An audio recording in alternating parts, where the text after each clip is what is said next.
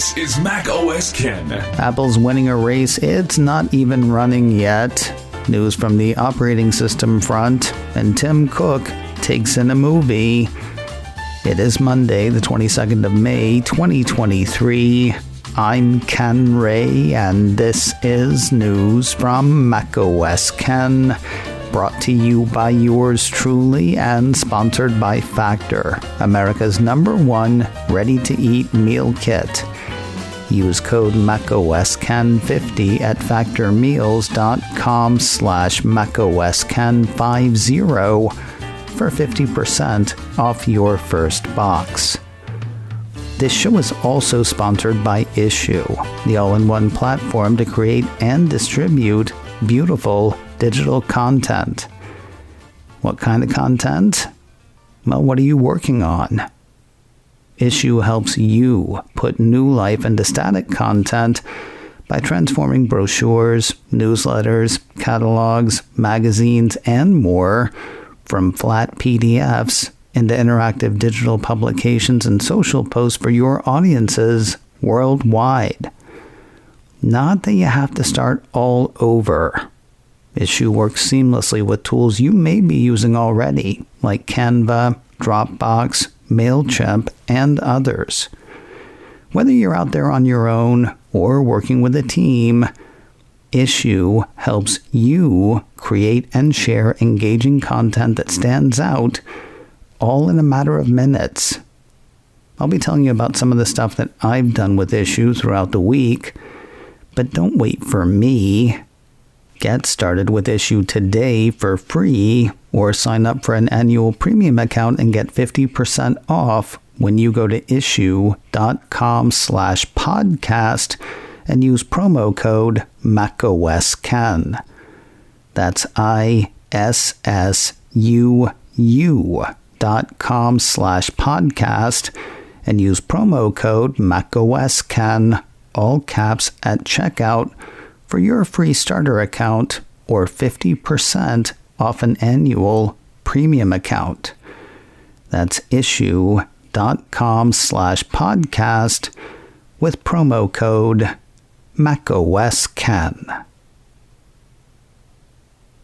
We are 2 weeks away from Apple's anticipated announcement of its mixed reality headset. We are likely months away from Apple selling the thing, assuming Apple actually announces the thing. And yet, a piece from Apple 3.0 has Evercore analyst Amit Daryanani indicating that Apple is the clear favorite in the AR/VR space. Remember that report from the Wall Street Journal last week that had Apple making some trade-offs to get to market sooner than later? That seems to be where Daryanani sees Apple standing right now as well. The finish line will be AR via lightweight glasses, but that tech currently eludes the Cupertino company. A VR headset is what Apple can do right now, and is what Apple is doing right now in Daryanani's estimation, but it will make the AR thing happen at some point. Quoting a note from the Evercore analyst, more efficient silicon will be a key advantage for Apple in overcoming these challenges, given they do low-power chips better than anyone. Apple's upcoming product is expected to carry a $3,000 price tag, which may limit the addressable market, he says. But this first product is likely more about learning versus driving mass adoption, similar to the watch. Daryanani wraps his note saying Apple remains the clear favorite to win in the AR market, given it will require efficient chips and tight integration of hardware, software, and services. He's got an outperform rating on Apple's shares. Evercore's price target on the shares is $190. No rest for the teams behind Apple's many operating systems. Last Thursday, Apple updated the OSs that run its computers, phones, tablets, and more. Then Friday, it started the whole process over again. Reports from Mac Rumors say the company made available the first developer betas of iOS and iPadOS 16.6. macOS Ventura 13.5, watchOS 9.6, and tvOS 16.6. Sounds full steam ahead, but let's hope they've spared some person power to fix something one of the last updates apparently broke. A piece from 9to5Mac says last week's release of iOS 16.5 seems to have muffed up compatibility for the Lightning to USB 3 camera adapter made by Apple. Not that it's just a camera thing. According to the report, this dongle connects to an iPhone or iPad via Lightning and has a built-in USB-A port that you can use to connect a myriad of accessories to your iPhone or iPad. There's also a built-in Lightning port for charging the iPhone or iPad. According to users who rely on this accessory, however, iOS 16.5 breaks compatibility with both of those ports. Like the Lightning port won't power a thing, while plugging something into the USB-A port pops a message that it requires too much power to operate, according to the report. So far, the piece says, Apple support has been unable to help affected customers. Casting our collective gaze back to the future, remember the voice command testers were testing for iOS 16.5? The one that would tell Apple's virtual assistant, the one rhymes with Siri. Yeah, testers were testing a voice command in iOS 16.5 to start a screen recording, and Apple's virtual assistant was supposed to do it. Guess what it still can't do? iDownload says the commands were in very early iOS 16.5 betas, though they disappeared as subsequent betas emerged. Currently, the piece says, you must open the control center, touch the screen recording icon, and wait for a 3-second countdown. Like some kind of freaking caveman. Apple is hiring really intelligent people for its artificial intelligence plans, whatever those are. According to a piece from TechCrunch, the Cupertino company has posted at least a dozen job ads on its career page seeking experts in generative AI. If you're not sure what that is, Wikipedia explains generative AI is a type of artificial intelligence system capable of generating text, images, or other media in response to prompts. Think Midjourney, ChatGPT, and offerings like that. Not that Apple's doing anything like those necessarily. TechCrunch says it's unclear exactly what these hires would be working on, new products or refreshing existing ones, but the push to bring more generative AI talent to Apple shouldn't be too much of a surprise. That's apparently partly because Apple was early to consumer-facing AI, folding Siri and iOS all the way back in 2011. It's also partly because Midjourney, ChatGPT, and offerings like that. TechCrunch has reached out to Apple about the AI hirings. So far, the Cupertino company has not offered comment. More news in a moment, but first a word from Factor, America's #1 ready-to-eat meal kit and sponsor of today's show. Spring has sprung. How much of it do you want to spend in the kitchen?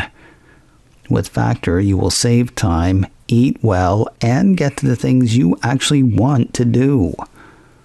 Factor offers delicious options every week to fit a variety of lifestyles. That's Calorie Smart, Vegan plus Veggie, Keto, Protein plus. Now, a lifetime of microwave meals may leave you skeptical on that delicious part. Well, let me tell you, the Factor meals that I've had have been truly delicious. The sauces on the proteins have been amazing, as have been the proteins themselves.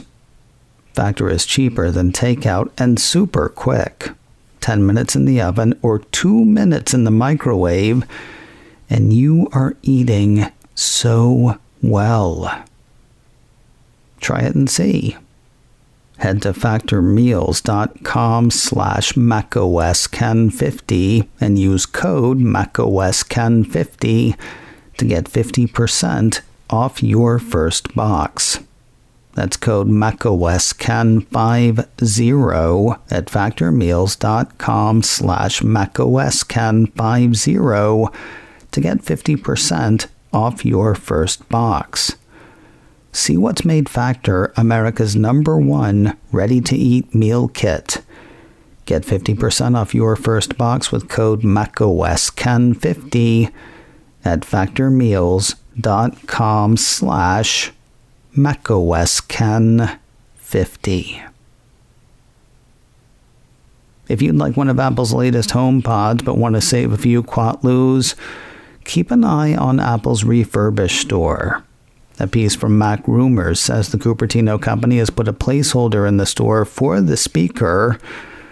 Introduced earlier this year, Mac Rumors says the second-generation HomePod has a similar design to the full-size HomePod that was discontinued in 2021, but with a larger backlit touch service and some internal changes. While space has been made for the machine, would-be buyers can't order one just yet. When they do go on sale, the piece says they will sell for $249 refurbished, $50 less than a brand new HomePod. Mac Rumors figures sales of the refurbs will begin in the next few weeks.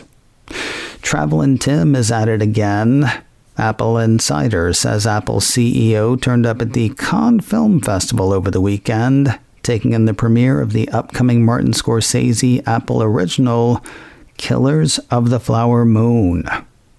The story is brutal. The report summarizes it, saying based on the true story of the Osage murders in the 1920s, after the discovery of oil, the Osage Nation becomes overnight millionaires, which resulted in the attention of greedy opportunists who extorted and embezzled before turning to murder. If you're a fan of film, Martin Scorsese may be enough to get you excited about this movie. A cast including Leonardo DiCaprio, Robert De Niro, Lily Gladstone, and Jesse Plemons might do it too. If you're a fan of history, well, historical dramas often lean more on the drama at the expense of the history. At least one prominent member of the Osage Nation says that is not the case this time. Jim Gray is a former chief of the Osage Nation.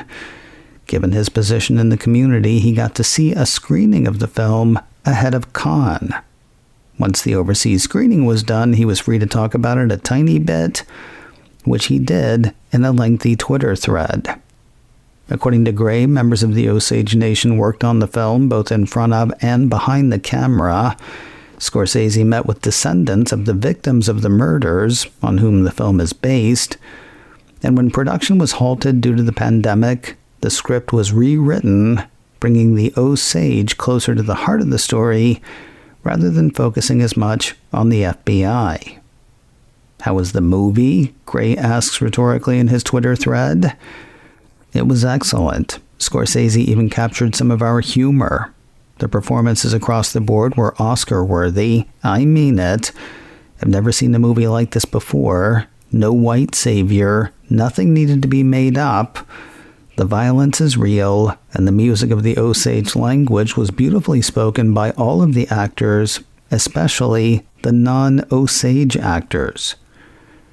Using fewer words, but no less effusive, was Apple CEO Tim Cook. In a single post on Twitter over the weekend, Cook said, "We created Apple TV Plus to tell stories that make a difference, and Killers of the Flower Moon does just that. Thank you to the Osage Nation, Martin Scorsese, and all involved in telling this important story. And thank you to the Cannes Film Festival for an unforgettable night." Cannes liked the movie too, by the way. The Independent says the audience gave the film a 9-minute standing ovation, with critics calling it a masterpiece. The rest of us can see this masterpiece in about 5 months. Apple Insider says the film gets a limited theatrical release on Friday, the 6th of October, and gets a wide theatrical release on the 20th of October. sometime after that, it'll start streaming on Apple TV+. And finally today, everything old is new again, though it's keeping some of the old stuff around. Mac Rumors has written up Apple's new old store at Tysons Corner, technically the first of Apple's chain of stores. The Tysons Corner location in Fairfax, Virginia moved from one part of its mall to another over the weekend, opening its new doors 22 years to the day after its initial opening. The new digs feature the features brought in by Angela Ahrendts during her tenure as head of Apple Retail. According to the report, the store features wood paneling, a baffle ceiling design, and individually framed glass doors. Avenues, the Today at Apple section, and Apple Pickup are all present in the store. But you gotta love this one throwback. The first Apple store, and subsequent locations for years after that, featured a Genius Bar, a dedicated place in each store you could go with problems and have those problems addressed. According to Mac Rumors, Apple has moved away from physical Genius Bar sections in its stores in recent years, but Tysons Corner has a dedicated Genius Bar in the right corner, similar to the original store. Oh, it's thrown off the brushed aluminum for the chain's current polished wood aesthetic, but it's still got the atomic logo and the words Genius Bar. Not sure why I love that as much as I do, but I do. Apple retail enthusiast Michael Stieber has posted a write-up of the store and several pictures. You can find all of that at michaelstieber.substack.com. macOS Ken, brought to you by me and sponsored by Issue. Get 50% off an annual premium account with code macOSKen at issue.com/podcast. This show is also sponsored by Factor. Use code macOSKen50 at factormeals.com/macOSKen50 for 50% off your first box. Advertising handled by Backbeat Media, online at backbeatmedia.com. You can reach me a couple of ways.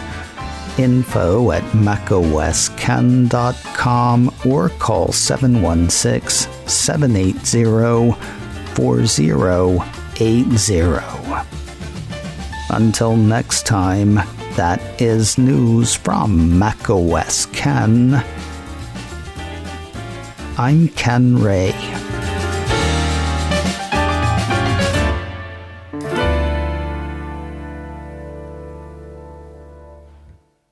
Ciao.